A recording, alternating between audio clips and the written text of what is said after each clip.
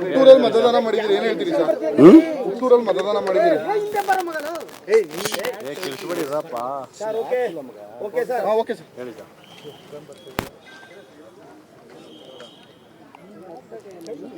ಚನ್ನಪಟ್ಟಣ ಉಪಚುನಾವಣೆಯ ಈ ದಿನದ ಮತದಾನದಲ್ಲಿ ನನ್ನ ಹುಟ್ಟೂರು ಚಕ್ಕೇರಿನಲ್ಲಿ ಇವತ್ತು ನಾನು ಮತದಾನ ಮಾಡಿದ್ದೀನಿ.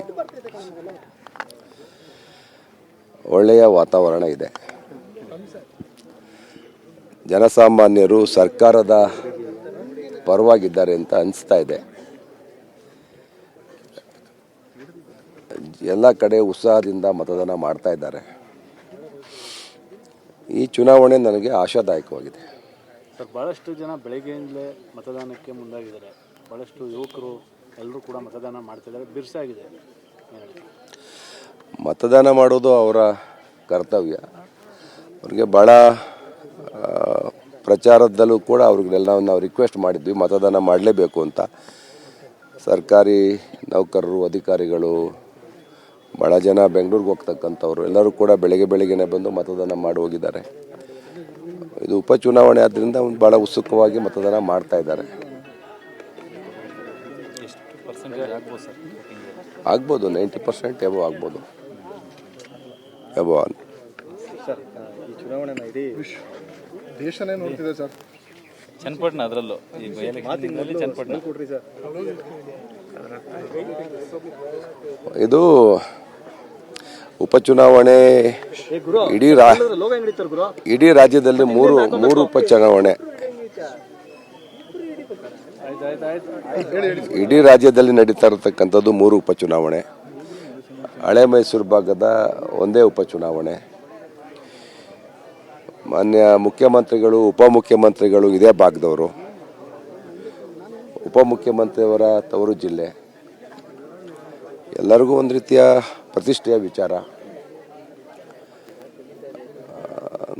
ನೋಡಬೇಕು, ಸರ್ಕಾರದ ಪರ ಇದೆ ಅಂತ ಅನಿಸ್ತಾ ಇದೆ ಎಲ್ಲ ವಾತಾವರಣ ನೋಡಿದ್ರೆ. ಜೊತೆಗೆ ನನ್ನ JDSದಿಂದ ನಿಂತಿರ್ತಕ್ಕಂಥವರು ಕೂಡ ಇಲ್ಲೇ ಜಿಲ್ಲೆಯ ಮುಖ್ಯಮಂತ್ರಿಯಾಗಿದ್ದವ್ರ ಮಗ. ಅವ್ರ ತೆರವಾದಂಥ ಕ್ಷೇತ್ರ. ಭಾಳ ಚರ್ಚೆ ಇದೆ, ನೋಡಬೇಕು ಏನೇನಾಗುತ್ತೆ ಅಂತ.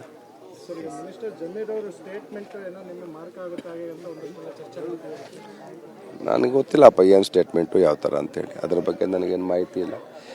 ನನ್ನ ಚುನಾವಣೆ ಯಾರೋ ಸ್ಟೇಟ್ಮೆಂಟ್ ಮಾಡೋದು, ಇನ್ಯಾರೋ ಅದಕ್ಕೆ ಉತ್ತರ ಕೊಡೋದಕ್ಕಿಂತ ಇದು 2 ವ್ಯಕ್ತಿಗಳು ಮತ್ತು 2 ವಿಚಾರಗಳು ಇಟ್ಕೊಂಡ್ರಂಥ ಚುನಾವಣೆ.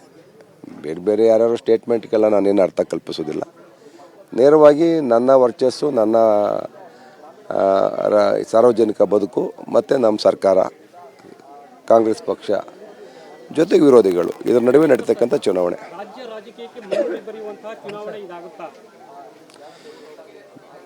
ಏನು ಭಾಳ ಬದಲಾವಣೆ ಆಗ್ಬಿಡುತ್ತೆ ಅಂತ ಏನು ನಾನು ನಿರೀಕ್ಷೆ ಮಾಡೋದಿಲ್ಲ.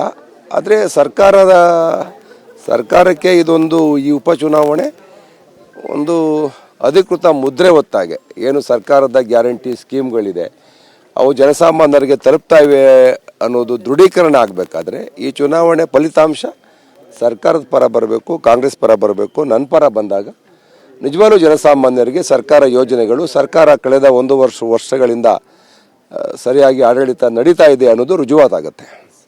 ಧನ್ಯವಾದಗಳು.